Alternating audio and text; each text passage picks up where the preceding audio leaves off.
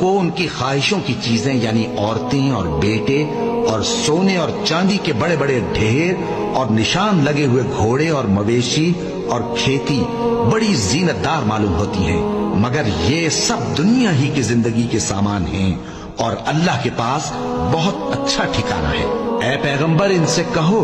کہ بھلا میں تم کو ایسی چیز بتاؤں جو ان چیزوں سے کہیں اچھی ہو؟ سنو، جو لوگ پرہیزگار ہیں ان کے لیے اللہ کے ہاں باغات بہشت ہیں جن کے نیچے نہریں بہ رہی ہیں، ان میں وہ ہمیشہ رہیں گے، اور پاکیزہ بیویاں ہیں، اور سب سے بڑھ کر اللہ کی خوشنودی۔ اور اللہ اپنے سب بندوں کو دیکھ رہا ہے جو اللہ سے التجا کرتے ہیں کہ اے پروردگار، ہم ایمان لے آئے سو ہم کو ہمارے گناہ معاف فرما اور ہم کو دوزخ کے عذاب سے محفوظ رکھ۔